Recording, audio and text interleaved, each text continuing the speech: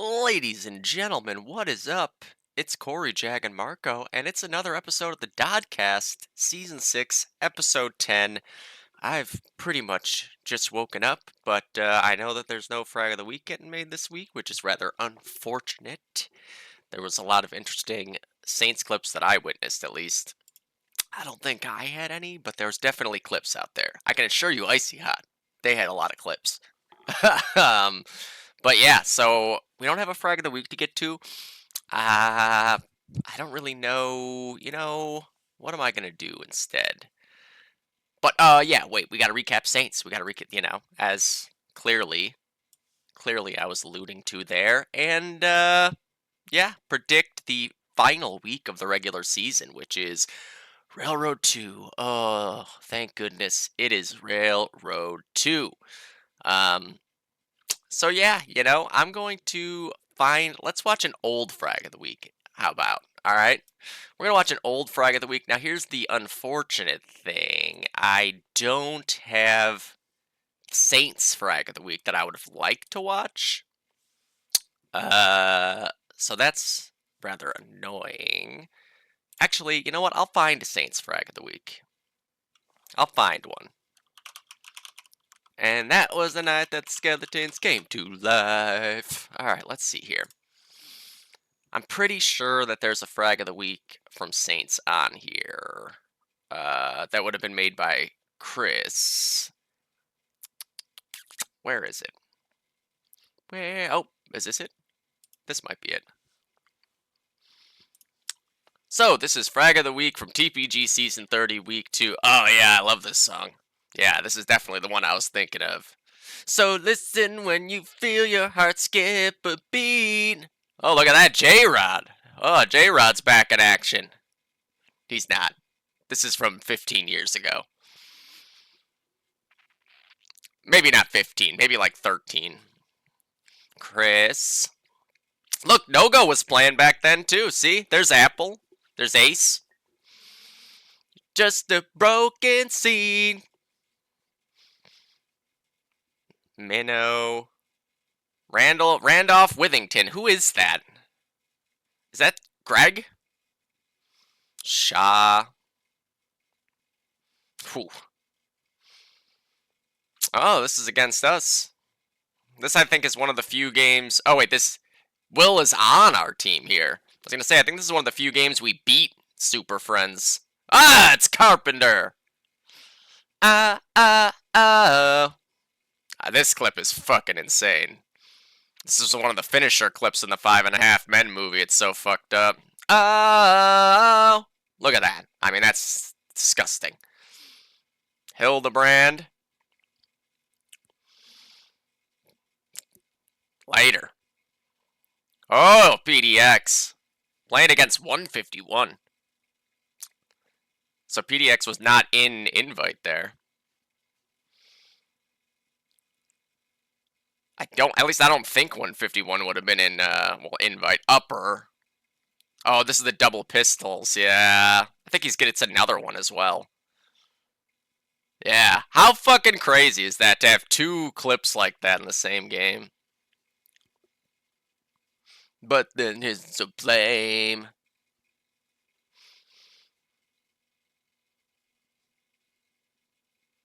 As we can see, back then, this was pretty much what was happening regularly too. Severely allied-sided map. Boom! So random, dude. So random. Hey, it's Steve. Hashtag where's Mutiny 3, Steve? Come on! Sane, but now who's to blame? Wrong words, my bad. We're just a fall. Justin! Oh, I remember this clip. This clip is great. Boom, boom, boom, boom. Austin. Oh, this is against us. This was a preview of the finals, where we kind of laid the smackdown on Angry Face. My boy! My boy! Where is Paul? We need to get Animal back. Oh yeah, this is from the 5.5 Men movie as well. Feel your heart skip a beat. So there you go. I mean, with no present day frag of the week. I still wanted to get a frag of the week in. I mean, come on. Thank you, Kaboom, for making that frag of the week 13 years ago. All right. I mean, we might be able to really set a record for the amount of time this takes. We'll see. We'll see. We know how I like to talk. All right. So, where are we here? Do I have the right thing up? I do. Okay.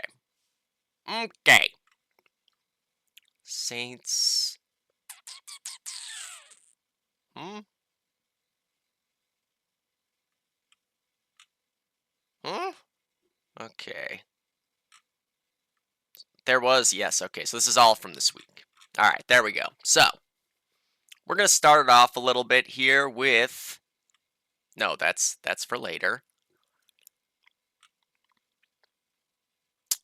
I swear they played 2 matches. They played 2 matches. Okay. We're going to save all that, actually, for later. We're just going to jump in.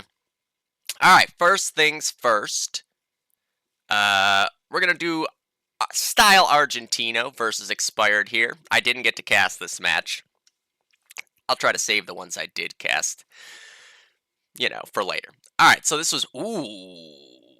Wow, what a close game. That's right. They came into the Twitch chat afterwards and were saying how close of a game this was. But it also turned out that that the game that we were casting was really, really crazy as well. So it wasn't like, you know, we didn't pick the wrong one, basically.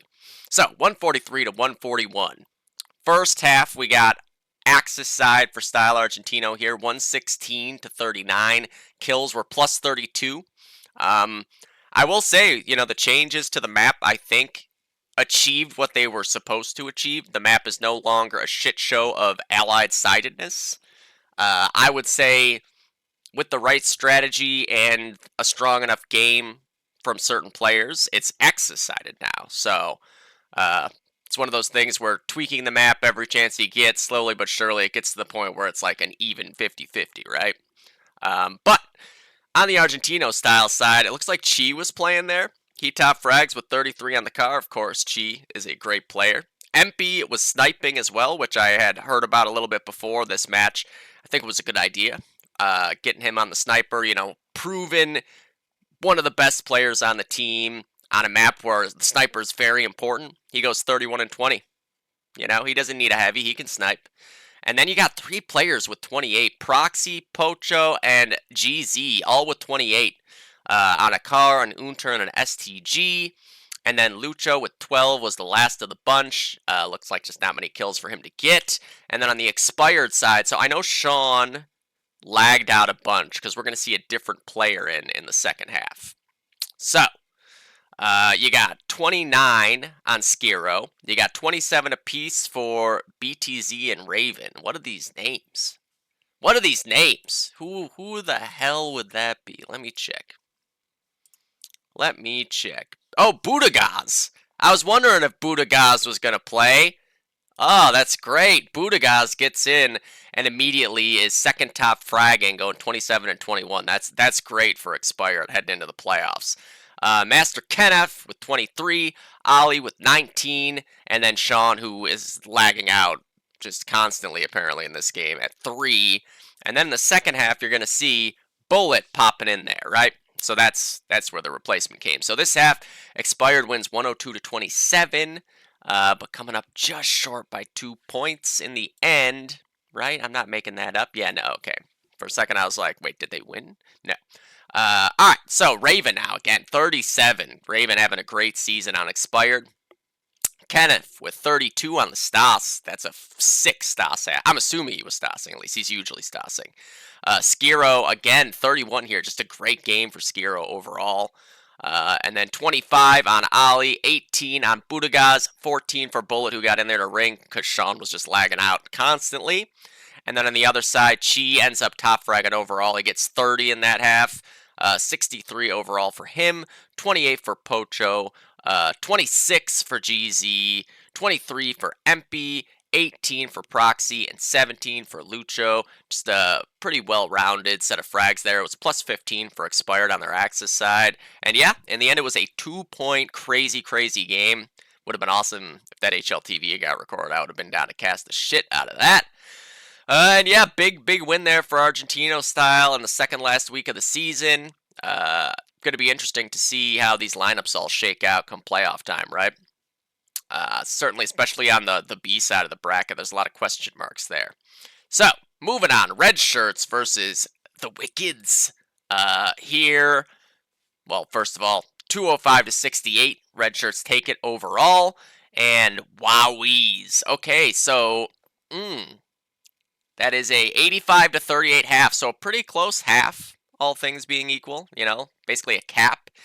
But Milo has 51 kills on the sniper. I think he might overtake first place in the stats with that. I'm not positive.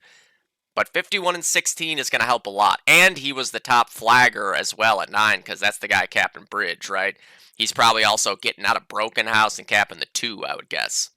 After that, Chi again right there. Chi's playing DOD. He's going to be near that top frag spot. 31 for him, 29 for Red Dog, 23 for Colin, 18 for Meep, 10 for Alapex.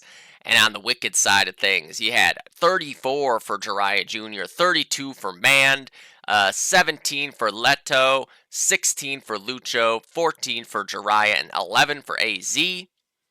And that was, yes, 85 to 38 half there. And then on to the second half, Axis side, 120 to 30 in favor of the red shirts. Milo, wow, so that was 83 and 32 game overall for Milo.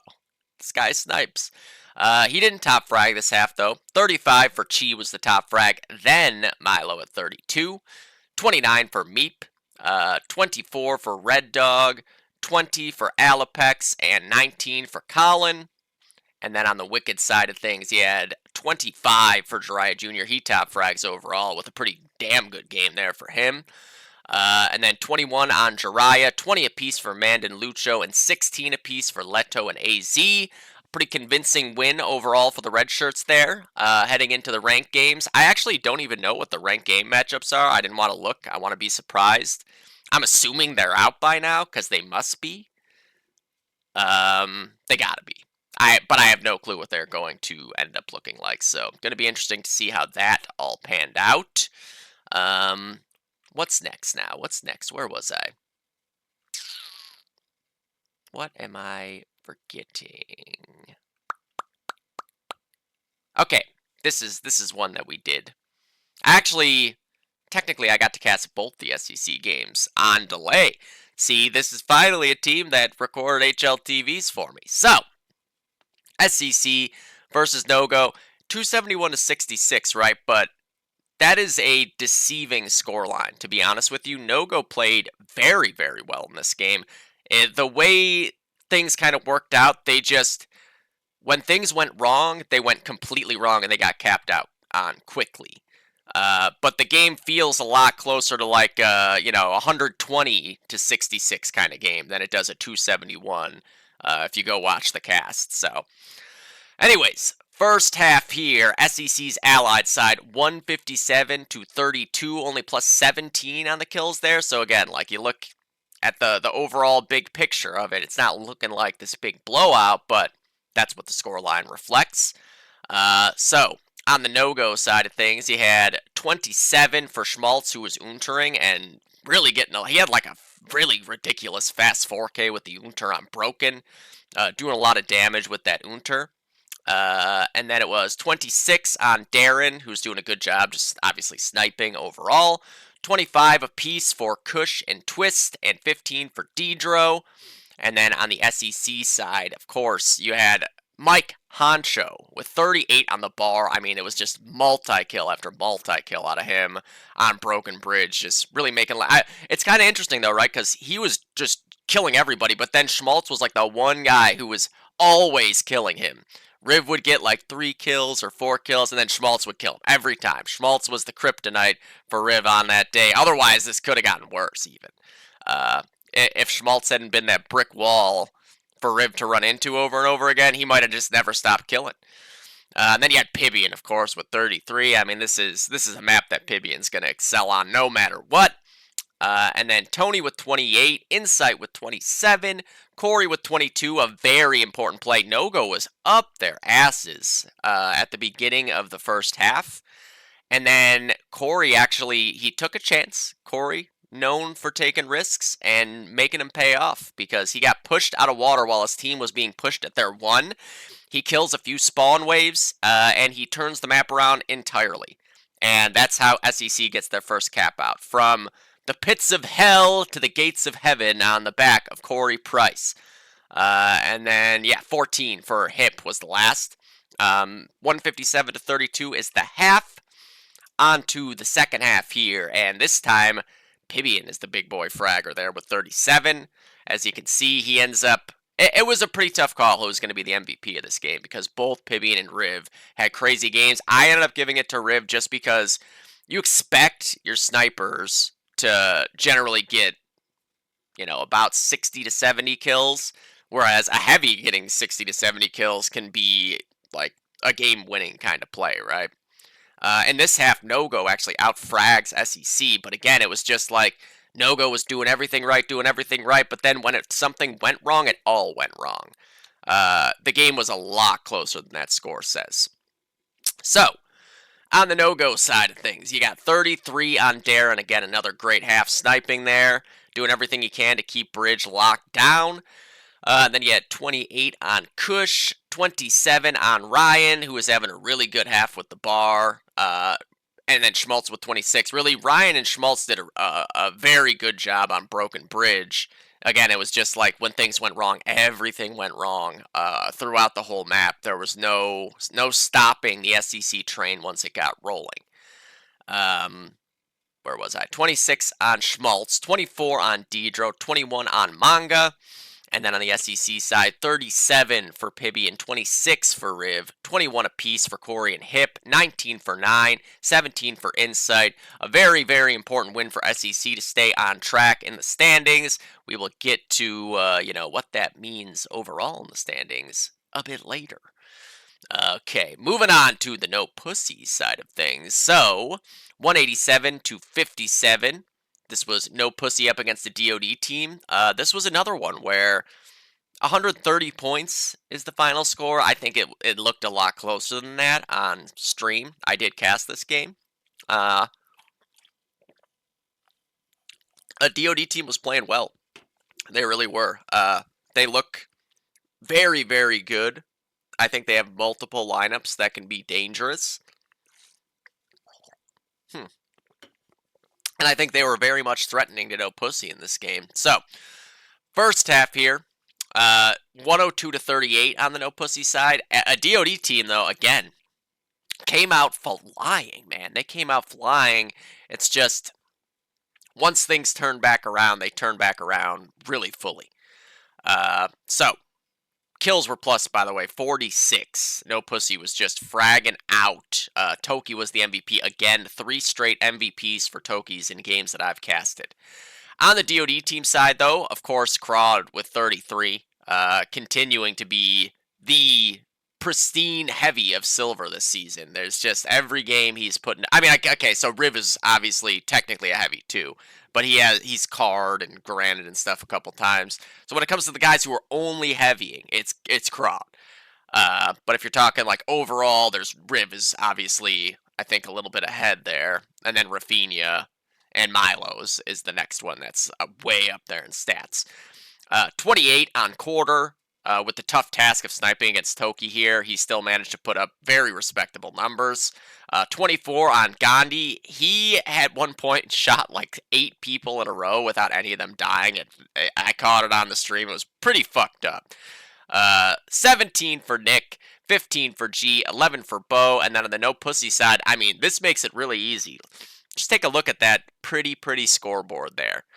It's just right in order. 41 for Toki, 31 for Kingyo, 27 for the Brom Bomb, and 25 apiece for Ringer Timo, Scotty, and JN. I love when the scoreboard actually works out that way. And then on to the second half here, 166 to 132. Oh, sorry, those are the kills in favor of No Pussy. 85 to 19 is the actual score. Oh, so close to being an order down there again, but it wasn't. Okay, so of course on the DoD team side, Crawd again ends up with 63 kills overall. I mean, just a crazy, crazy season out of him statistically. 23 for Nick, 21 for Quarter, 20 for Bo, and 19 apiece for G and Gandhi. And then on the no pussy side, Toki, 77 and what was it, 30? 77 and 32. Wowies. That's just a ridiculous sniper game right there. Scotty just behind him at 30 with the car. 28 for Bromley on the STG. 26 apiece for Ringer Timo and JN. And 20 for Kingyo. And yes, again, another important win here for No Pussy, who, after those 2 straight losses in one day, it was like, oh no, this doesn't look good for them. Hopefully they don't get too down on themselves, but they have gotten right back onto the winning track. Oh my god. Okay. Woo. For a second there. Oh no. I had that muted. Fuck. Okay. It's fine. It's fine. You know what I should have also done before this because... don't even tell me. I'm going to do this right now just to be sure. I'm going to do it real quick. Check, check. Okay, we're good. Whew, for a second I thought my mic would be all scratchy, but I did have the audio output muted, so nobody heard the song that was playing during the frag. You know, maybe that's good. Maybe then I won't get copyright struck. It's fine. These are the kind of things that I miss when I just woke up and step onto the Dodcast. It's fine. All right. So, getting on down. We've got just the Clan X games left. There was a lot on the line in these Clan X games. First off, you had Clan X versus On Time Arrivals, 177 to 82. Very, very tight game there, especially when you're thinking about it in the terms of like Clan X, the clear #1 team in silver here. So, I believe that should be first half. I'm not sure. It could go either way, but we're going to just assume this is first half, right? So, 91 to 69 on Allies for Clan X here. 174 to 147 in the kills, plus 27 there. Let's see. On the on-time arrival side, you have Azilla with 31. You have Epion with 26. Cody with 25. Ian with 24. Bobby with 23. Bullet with 18. On the Clan X side of things, you got 35 for Soya having a really strong game on the sniper. I'm not surprised. I played against him on this map. He's very, very good at it. 32 on the Baby Goat, Rafinha. 30 on Lobaton. 27 for Bud. 26 for Nitrox. And 24 for Matt. So that's what, a 22-point half overall. Very close. But then, again, Axis sides, it seems to have tilted Axis side. Not severely Axis sided, but again, with the right game plan, the map is definitely Axis sided now. Which it was, this is what it should play like, right? On a big, long, rangy map with cars, it feels like it should at least tilt a little bit towards the Axis side. So, second half, 86 to 13 in favor of Clan X. 149 to 130 are the kills, plus 19. For on-time arrivals, you had 28 on Epion, 27 on Cody, 23 on Ian, 18 on Azilla, and 17 apiece for Bobby and Bullet. And for Clan X, overall there, Soya ends up top fragging 32 again this half, so that's both halves he top fragged.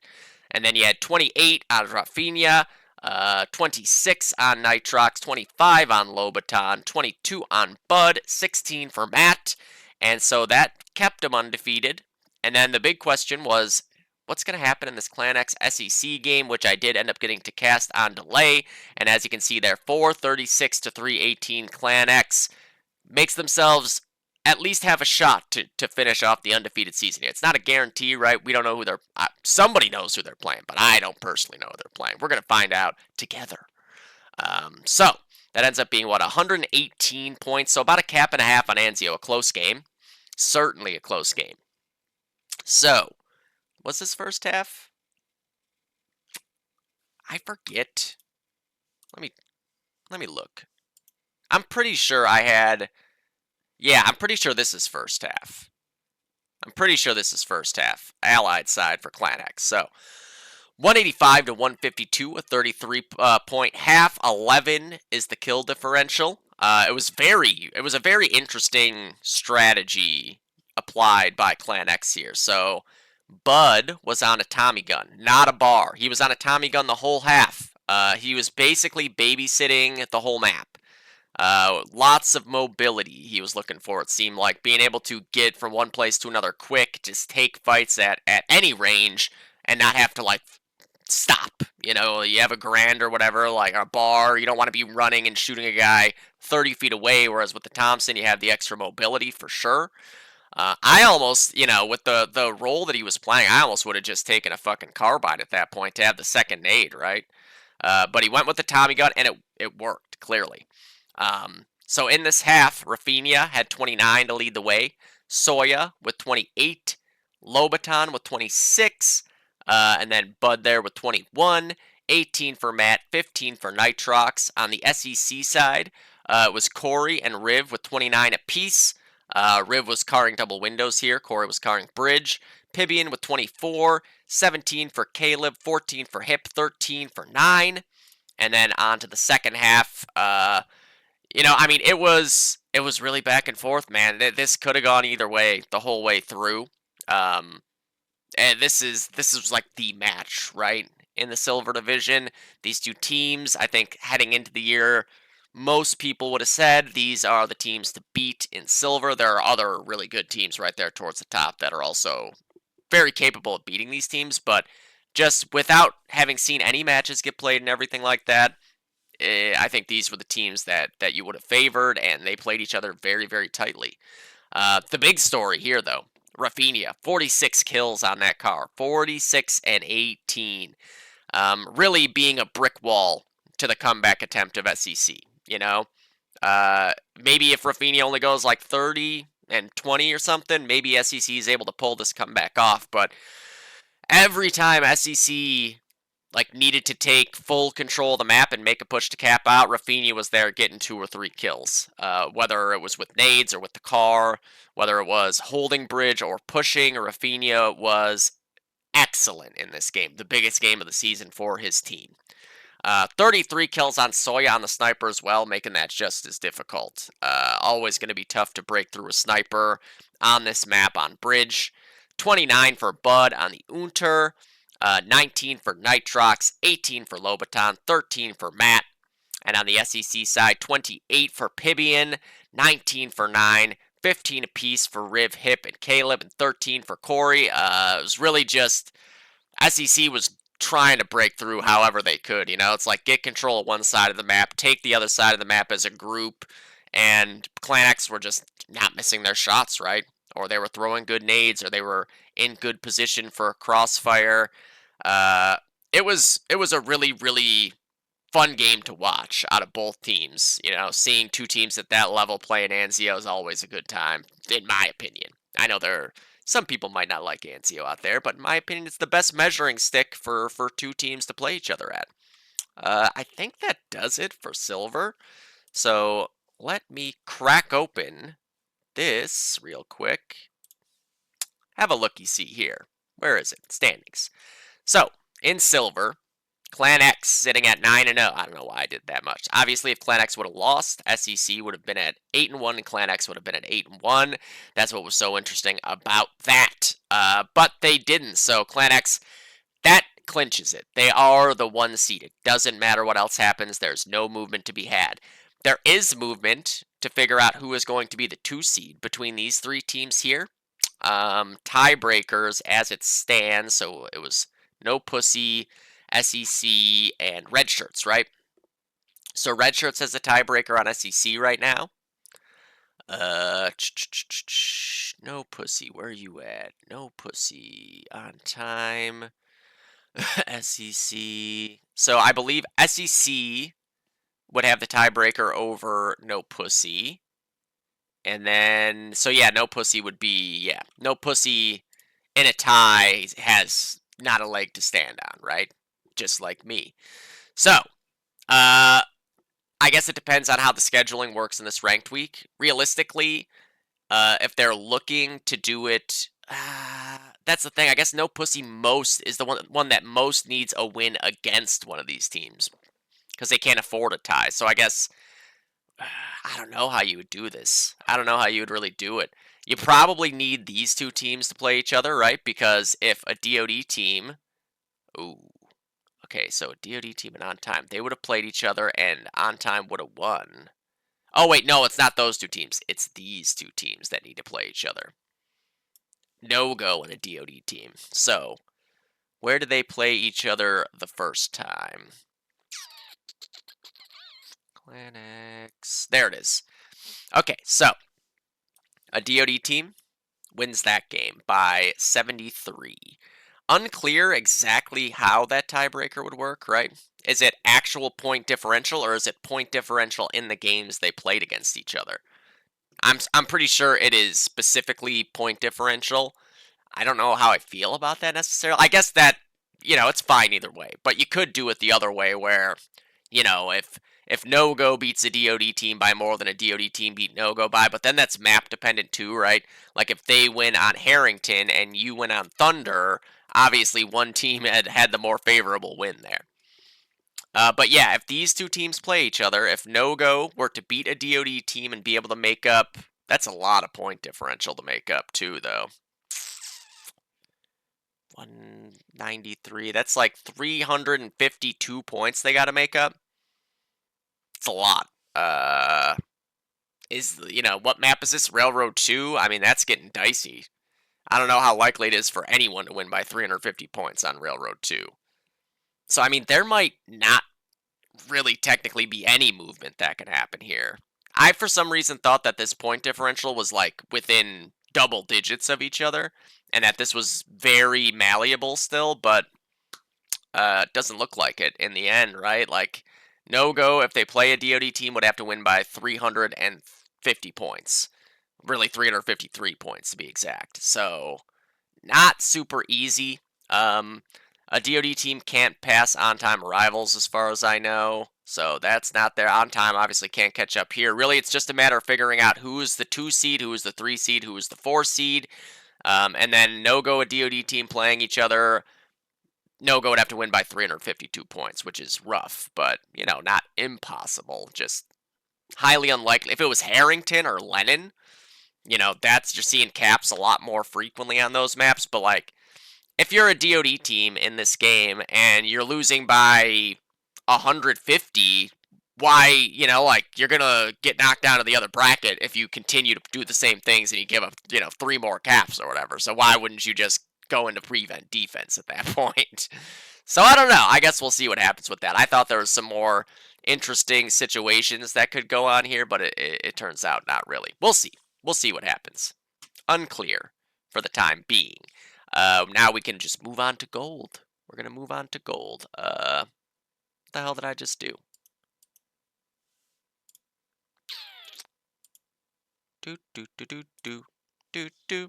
There we go. All right, so on the gold side of things, first of all, we finally got it, boys. We finally got it.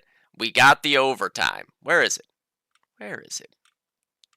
There it is. Solitude overtime between Clinic and Over.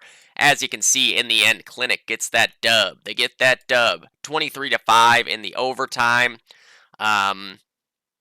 They had a really good game plan, man. I was very impressed to see the thought that Clinic put into this. So it turned out 5-minute overtimes. I don't know if it's always been that way. I would have sworn that we played 10-minute overtimes back in Cal Season 10 or whatever it was, Season 11. But I could be wrong. I was very high during that multi-overtime game. It might have just been 5 minutes, and it felt like 10 to me with the MG sitting high at the top of double cap. But for Clinic, recognizing it's only 5 minutes, really the only way to get points in a 5-minute half on this map is to get double cap right the fuck now. There's no time to fight for double cap anymore. We need double cap right the fuck now. And as such, I was like sitting there looking at Carpenter like, he's got a carbine. Is he just like trolling right now? Like, is he not going to switch when the game goes live? No, sir, he didn't switch, and he wasn't trolling. Carpenter used that front spawn, got in a double cap, got a kill or two, helped crack it open. Clinic flooding double cap, leaving Vic alone on the mid-house side of the map. Very, very smart. They get double cap. They do not lose it. They have nearly a perfect half. Tick-wise, what you end up with is 10 ticks. So realistically, from holding double cap, it's 20 points you're going to get. They ended up with 17 points. I believe they might have got one from like getting the opposing 2, and Over got one from getting the opposing 2 as well. So nearly a flawless half here from Clinic on their allied side. Devin on Over at 11 kills, doing everything he could to get them double cap back. Nightmare on the Sniper at 9 and 7. 7 for Kum, 6 for Caffrey, 4 apiece for Sokka and SC. And on the Clinic side, Vic, of course, we saw him in this map in the regulation of this game, looking insane. He had 9, 8 apiece for Scott, Carp, and Insom, 7 for Taylor, and 4 for Sam. Sam was the defensive lockdown guy in this game, just really trying to make sure no one gets pushed past like a certain point. And then in this half, it was 6-4. Double cap was very stalemated. You know, Clinic recognizing they don't have to all go running out into double cap and die and give it up and put themselves at risk of many, many things going wrong. It ends up a 6-4 half here. Over doing everything they could to fight back, but just not able to break through. Nightmare was at 9. Caffrey was at 8. 6 apiece for Devin and SC. 3 for Kum, 2 for Sokka, and on the Clinic side, Carp with 11, Taylor with 10, lots of big, Taylor broke double cap with double nades like 3 times, I think, and then had another double nade kill. I believe 8 of those 10 kills were nades. Very, very clutch. 8 kills for Insom, 6 for Scott, 4 for Vic. Once it looked like they might lose double cap, Vic was not leaving the last flag, which is smart, you know, just you're playing 5 minutes. You just got to commit at that point. And then 3 for Sam. It's just, you just got to commit. They knew what the marker was. It was 17-1. Just got to keep the score within 16, so we can't give up a full cap. And once there was any hope of a full cap, you just lock it the fuck down. Who cares? It's only a few minutes at that point. It was like 1.5 minutes of proning at the last flag. So props to Clinic for taking that overtime with a very interesting strategy. It wasn't just like, let's just go out there and play the way we would on Solitude. They situationally figured out exactly what it was going to take to win, and they executed it. Then, in the second leg of this doubleheader, we had a classic game on Anzio here. This game was fucking bonkers, man. Let me tell you about it. Oh, fuck, I can barely see what that score is. So, I had to open it up myself. First half was 372 to 138 in favor of Over, okay? On their allied side, kills 157 to 119, plus 38 on the Over side of things. So, for Clinic, 26 on Vic, 23 on Scott, 21 on Taylor, 20 on Sam, 19 for Carp, 10 for Insom. Insom and Sam ended up swapping at one point, and that got Clinic a cap out.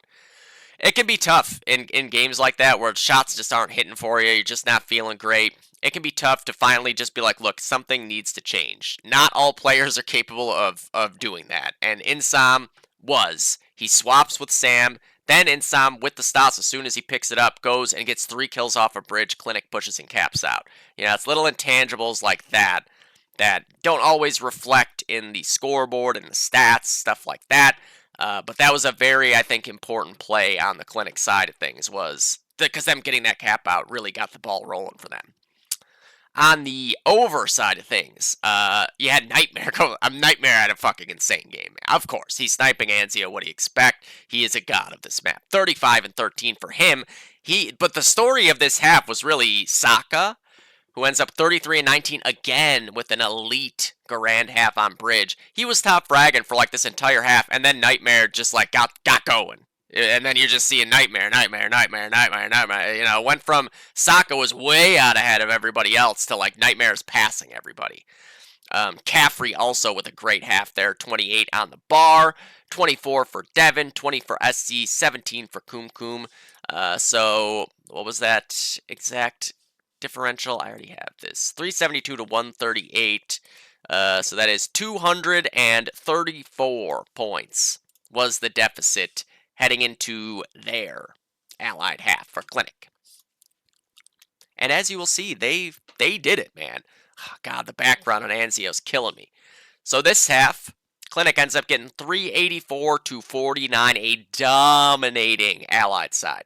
Over pretty well dominated their allied side, and then Clinic overly dominated on theirs. It was really crazy game. Clinic, it looked like it was going to come down to the wire. It was like, oh, are they going to have enough time to get the 2 cap outs they need? And then they got like 3. You know, like it was over where Clinic was going to win the game with like a full minute and a half left. They had got to that point. Like they just stormed back, man. They are very good at Anzio. I can attest to this. We lost to them on Anzio, right?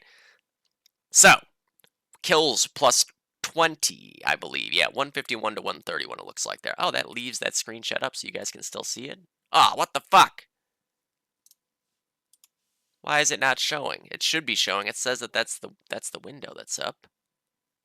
Huh. That's fucking weird.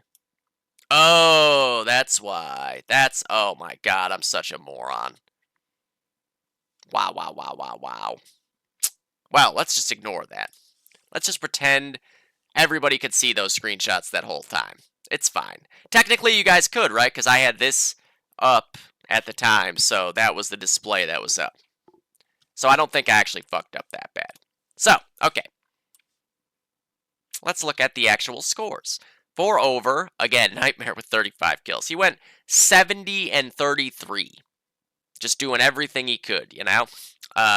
Devin with 25, 22 on Sokka, 21 on SC, 16 for Kum Kum, 12 for Caffrey, and on the Clinic side, it was just very evenly distributed across their 6 players here. You had 27 on Taylor, 27 on Sam, 26 on Scott, 24 on Insom, 24 on Vic, 23 on Carpenter. You had a difference of 4 between your bottom and top fraggers. Everybody doing their job to the absolute max there. Very impressive team victory comeback from Clinic there after, I mean, a lot of teams you lose that first half by 234, you're like, all right, well, we're fucked. Even if you don't say that out loud, that's what you're feeling on the inside. Not Clinic, man. They're not going to stop fighting. They are scrappy team, man. Never, ever. You cannot fully put Clinic away. You just can't. They will always be in the game. So that was the 2 matches that they had, neither of which were Saints. And then we'll see that they had a Saints game later. There's only a couple games to do, obviously, right? So, first off, let's do the 3H match. 157 to 49 in favor of Icy Hot. You can see their Axis side was the stronger side again there. 98 to 11. There it is. So, plus 17 were the kills for Icy Hot here. They just locked down Broken Bridge. Really, like, made great use of the Broken Bridge side of the map, and there was no answer for it on our side of things. So, 26 on Andrew, 25 for CK, 22 for Austin, 21 for me, 21 for Defrag, 19 for Matt, and on the Icy Hot side, just another perfectly distributed set of kills there. You had 28 on Sean, 27 apiece for Jesse and William, and then 23 apiece for Ben, Justin, and Mitch. That's crazy. Just plus 5 between the top and the bottom fraggers. Almost nobody going negative there. Just crazy. Actually, I guess 2 guys went negative, but it really doesn't fucking matter at that point. And then second half here was 59 to 38, plus 10 kills for Icy Hot. On the Icy Hot side, he had 31 for Jesse, 29 for Sean, 26 for Ben, 24 for Mitch, 22 for William, 17 for Justin, and on 3H, I had 28, CK had 28, 23 for Defrag, 21 apiece for Matt and Andrew, 18 for Austin, and yeah, Icy Hot continuing that undefeated run. They've got 1 more week to go in the regular season at least, obviously, and then the playoffs, but, yeah, you know, what more is there to say? 108-point win. It wasn't like dominating or anything like that, but it was clinical. You know, there was nothing to be done in this game. It was just a steady grind of Icy Hot playing fundamentally sound DOD and not missing their shots and not missing their nades and not missing their communication. Just like that. Just a nice straight line of production across the board. You know, that's as reliable a team as you're going to see. They're not going to fuck up, basically. Oh, I didn't realize there was a little GG thing there. Nice. Okay, so on to the next one. As I alluded to earlier, there was a Clinic Saints game, and we've got another W for HTF here. 144 to 69, man. This team. So this team could easily be 3-0 in the Luke Dillard era of HTF because they outplayed us on Anzio. Like, we basically just had 2 minutes where we were able to turn the map into a full cap. If not for those 2 minutes, HTF is 3-0 with Luke right now. I didn't get to cast this game. I only got to hear about it afterwards, but what have we here? So it's 74 to 20. Does it say? I gotta open it up like this. 74 to 22 in the first half. Axis side there for HTF. On the Clinic side, Tom with 33, Carp with 31, Insom 27, Vic with 25, Scott with 22, Sam with 20. And on the HTF side, I mean, Dillard got to be the MVP of this game. Basically dropping 40 both halves. He had 37 with the car, followed by Justin with 33. The cars dropping 70 kills between them. It's going to be very tough to overcome that. And then 29 on really just the rifle team overall with a great game there. 29 for Cam on the Stas. 26 for Jared on the STG. 25 for Stark on the other STG. 22 for Arachnid on the Sniper. And then on to the second half here. 70 to 47. Did Justin switch his reses there? It looks like it, yeah. Going with the, oh wait. This is not actually his screenshots. He had one there, and then the other one is here from Stamp. Okay. I was like, damn, those look like two different resolutions. Okay, so, again, 70 to 47 in this half for HTF, plus 11 on the kills. But look at Luke, man. He had 81 kills, dog. He had 81 kills. 44 kills on the... Goddamn, man. What a guy. You know, I talked about doing awards last season. I kind of told everybody who would have won a couple of them. If we had an MVP every season, you know, like professional sports leagues and whatnot, Luke would be instantly in that conversation for the MVP because HTF is winless. Dillard comes in, they win the first game with him, they nearly win the second game with him, they do win the third game with him on the back of a hard carry performance of 81 kills. This is very reminiscent to me of CC Sabathia when he went to the Milwaukee Brewers in whatever year that was, 2005 or something, I forget what year it was, somewhere in the 2000s, and just goes 9-0 or 10-0, pitching complete games every fucking day that he pitches, stuff like that. Players who get traded right at the deadline, you normally, if a player comes to a team that late in the season, they can't do enough to be considered for the MVP, right? But in rare occasions, you see something special out of a late season acquisition in competitive anything. This is one of those instances, just turning a team around here. I talked all season long about how dangerous I felt HTF was, and it was just a matter of them really getting everything in order, and it would seem the big missing piece here was found in Luke. Being able to slot him in next to Justin, really good matching play styles, I think, between the two of them on those cars and Garans. It's very, very cool to see happen. So, checking out the actual scores here. You had 35 for Carpenter, 32 for Tom. Tom had a great game here. What did he have first half? 35? 33. So Tom top frags overall there for Clinic. 65 kills for him, actually.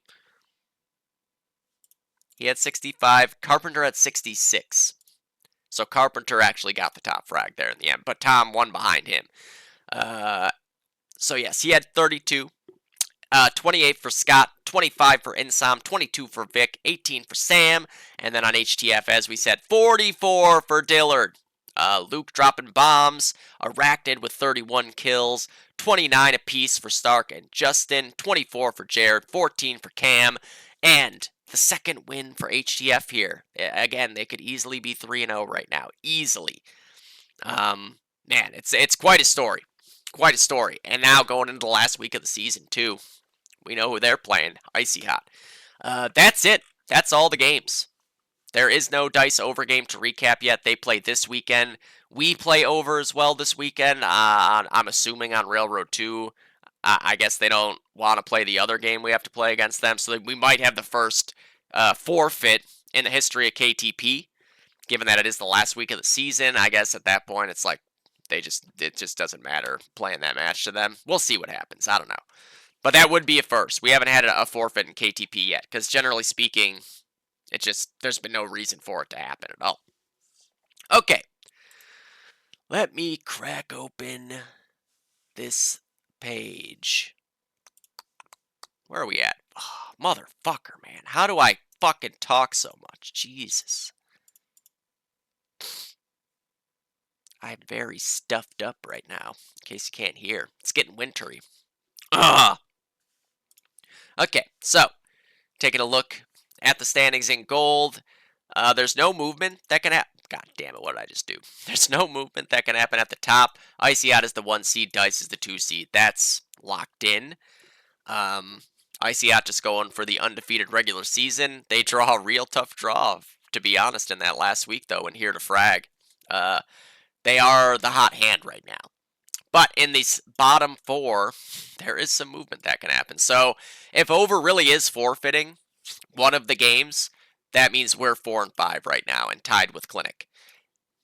In which case, if we both lost this week or both won this week, it would come down to point differential, and then it would depend who lost.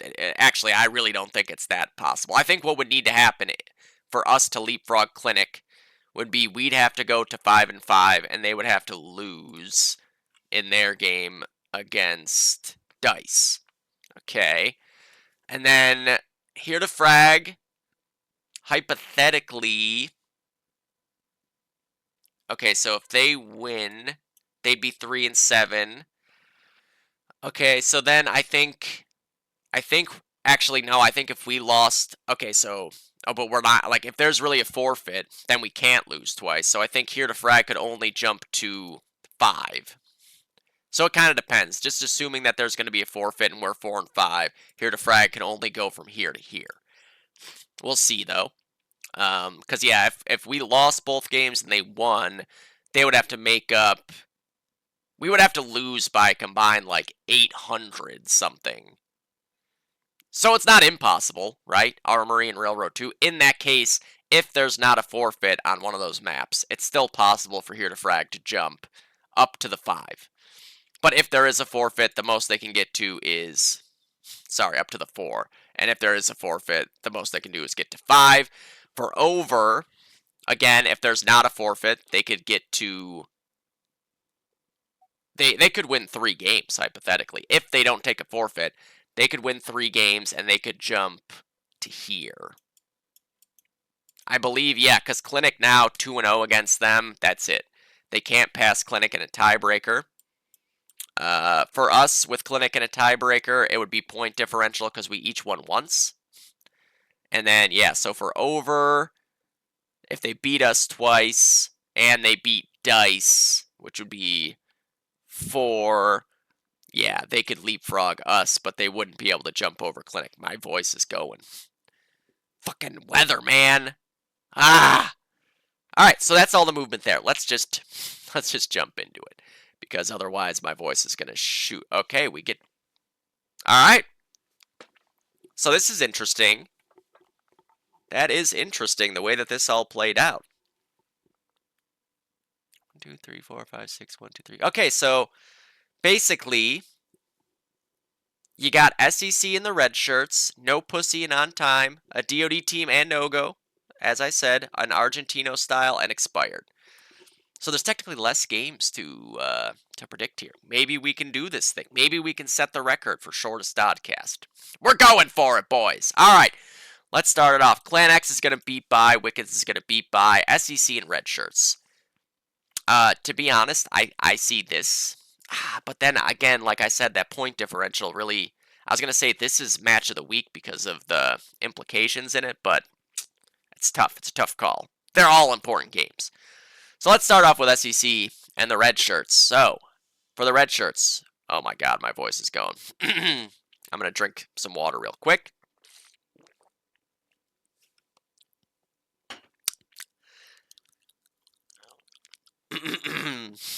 Okay. For the red shirts, Alapex, Timo, Meep, Red Dog, Milo, and Chi, with a little Big Bird kicker from time to time, obviously. And then on the SEC side, well, there they are. You got a real starting rotation here. You could see any number of the 6 of these guys here. 9, Caleb, Pibian, Riv, Hip, Corey, Trance, Insight. This is a tough task for SEC on Railroad 2, without question, to be honest. In apartments, you're going to have to deal with Riv.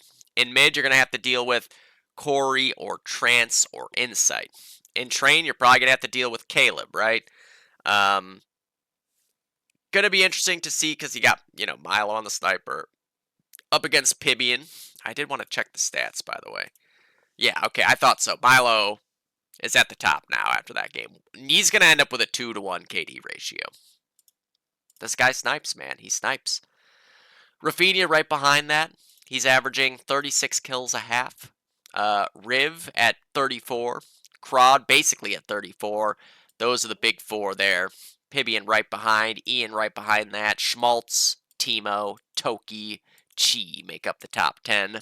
With Soya and Corey and Nitrox and Ben and Man are all lurking right outside of there. Okay.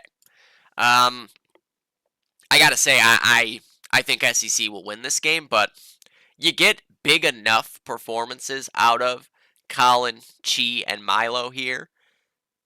Railroad 2, we've seen what can happen.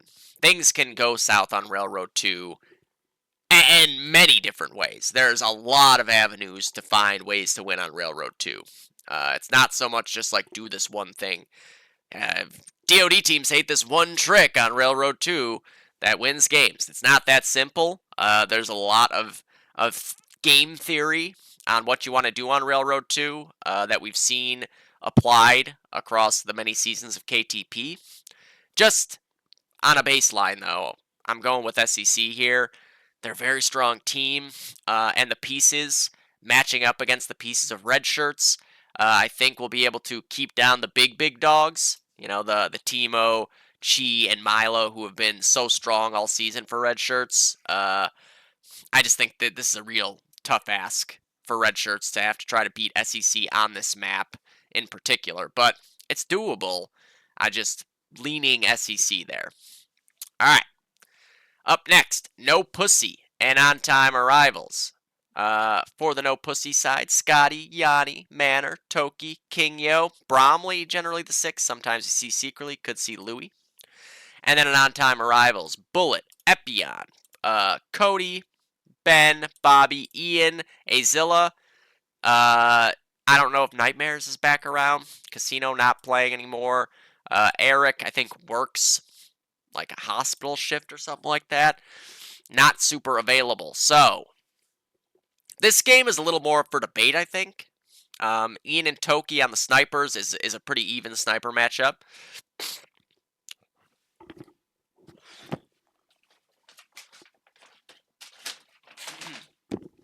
Woof. God damn. Maybe I'm sick. I don't know. There's no such thing as sick in the Dodcast. All right. Yeah, so this game I could see kind of going either way, right?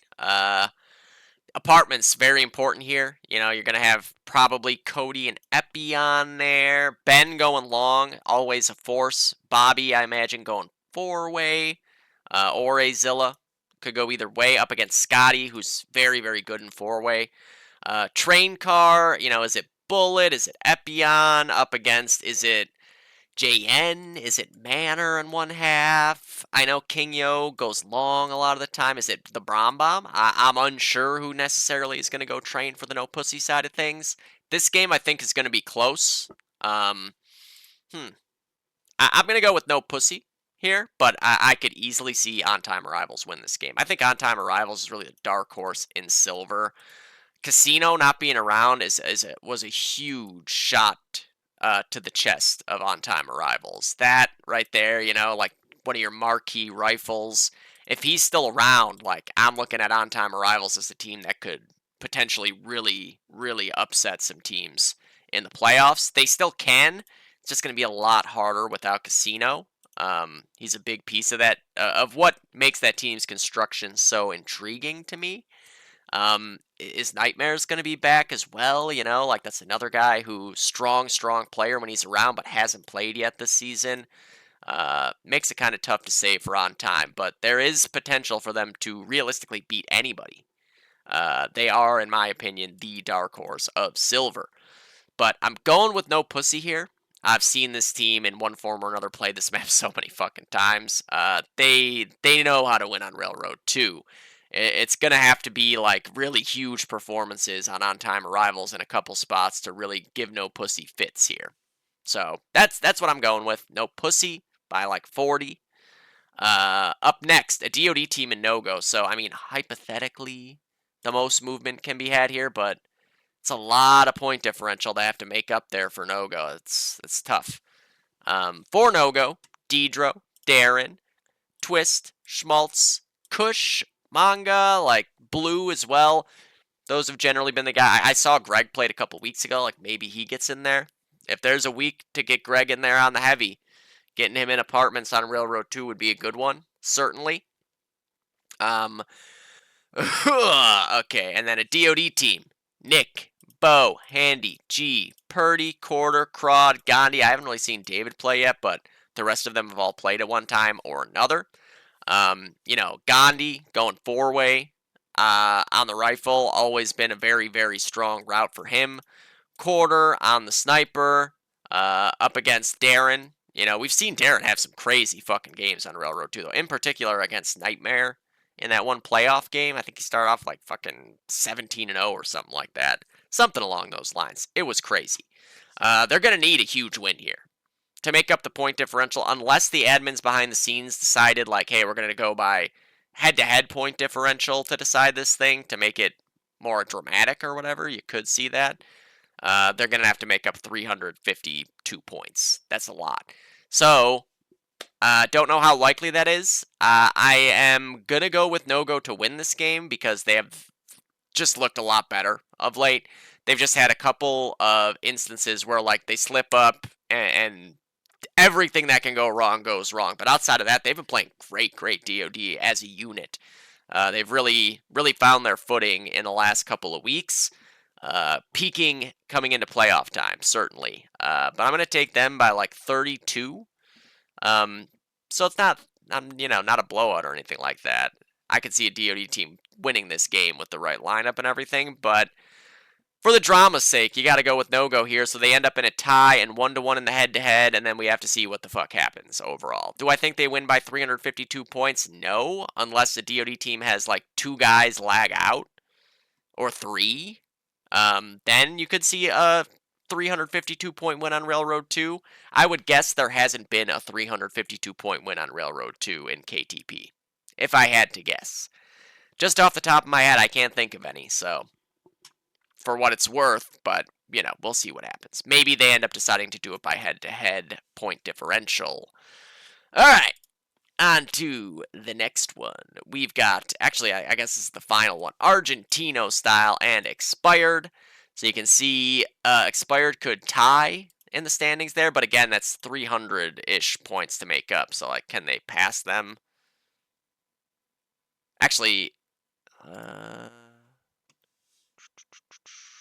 okay, so they lost by 2 points in that previous game. So certainly if it was head-to-head point differential, it would be possible for them to pass there. But if it's just point differential, a lot less likely.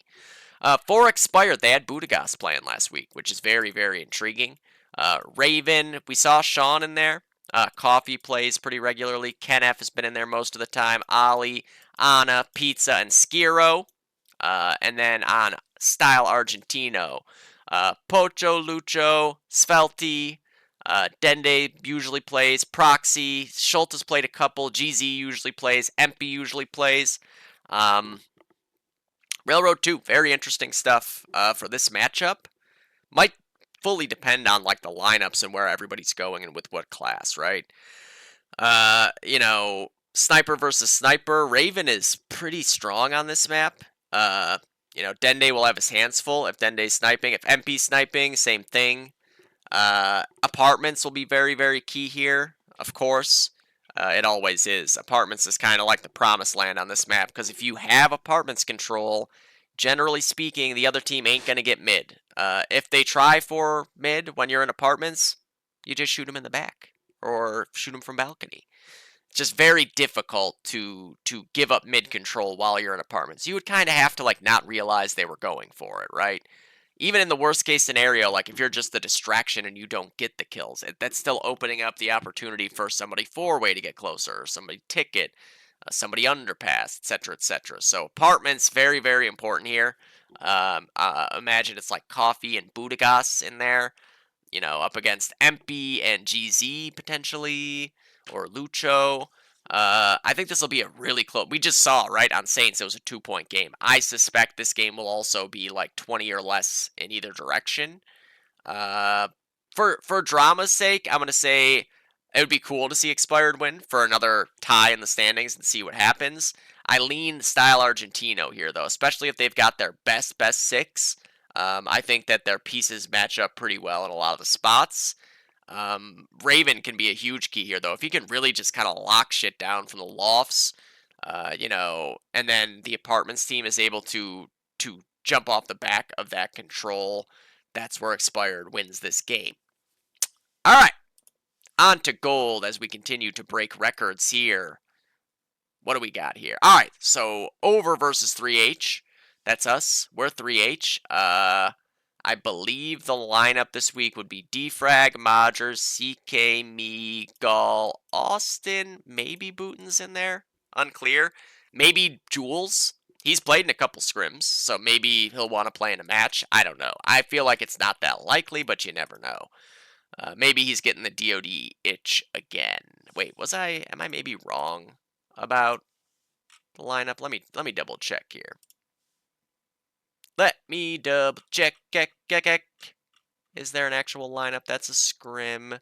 That's a scrim. That's a scrim. It's not looking like I have an actual lineup set here. Scrim. I would have sworn. Oh, wait, there we go. Okay. Modgers, Austin, Defrag, CK, me, and Andrew. That's the 6. Okay. Wee. All right, and then for over, you know how it goes with their lineup. There's a lot of good players. Kum, Mata, Devin, Saka, Nick, Caffrey, SC, Nightmare. Maybe Till is going to come back soon. You never know. But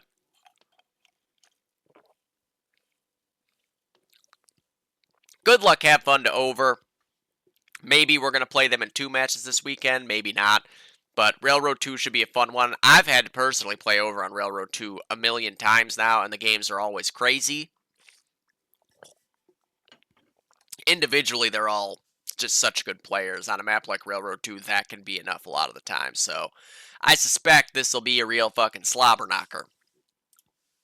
All right. Next up, Clinic versus Dice. Both those last 2 games are match of the week material. On the Clinic side, generally you got Tom, Sam, Scott, Insom, Vic, Carp. Sometimes you get Debo in there. Sometimes you get Taylor in there. You'll see what happens. Dice, you know what you're going to get. You got Kevin on the sniper. You got Matt, Alex, and Asani on the rifles. You got DB and Paul on the heavies. So I don't know how Clinic personally feel about Railroad 2. I've seen them have some insane games on that map. I don't know if they like it. Certainly, they're good at it, right? Sometimes that's not the important thing, though. It's kind of like, do you like this map and are also good at it? There are ways Clinic can win this game. Like we've seen when Sam had I think it was 79 kills going Train, that opens up the map so much. I think a lot of people underestimate how important Train is. Train is as important as you make it. If you choose to just kind of prone outside of it or whatever and play defense on it, then of course it's going to be boring. And of course it's not going to be that important because eventually they're going to realize that that's what you're doing and they're going to stop going there. You can try to play that into your hands and be like, we're going to prone outside of it and bait them into not going there anymore. And then stop proning outside of it and start using it to your advantage. But I can just tell you, in the Thunder game theory of Railroad 2, which has always been one of our favorite maps, like, Train is a big part of how we attack that map. We send Ryan there on Axis side.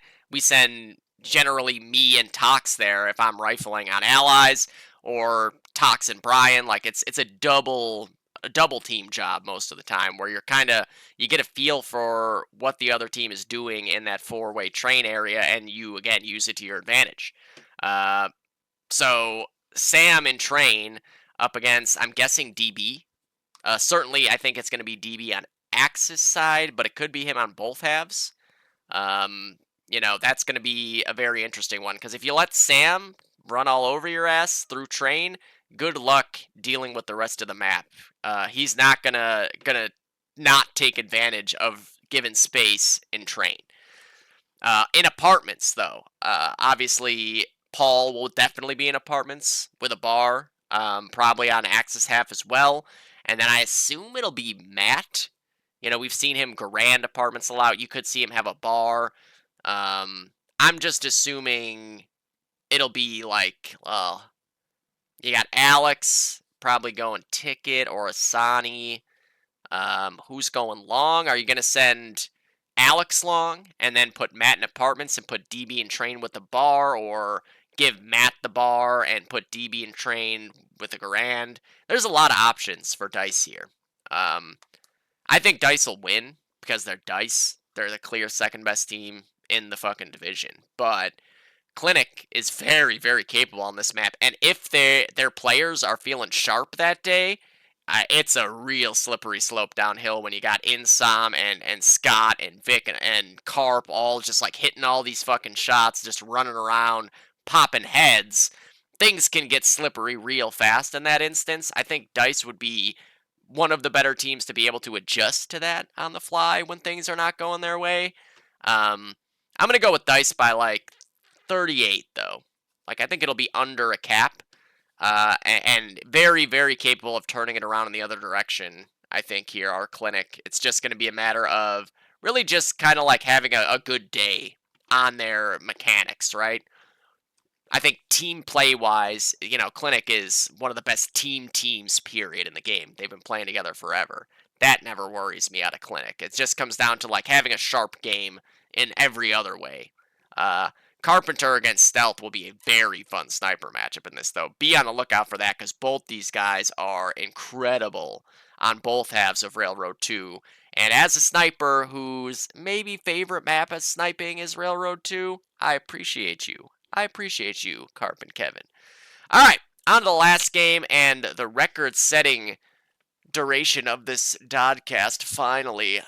Unless I get talking too much. Icy out in here to frag. There is a lot to say on this game, though. Icy, you're going to have Jesse and Mitch on the heavies, I assume. If anyone's missing, you could see Chris or Hopper in there, Tony, Casey, whatever.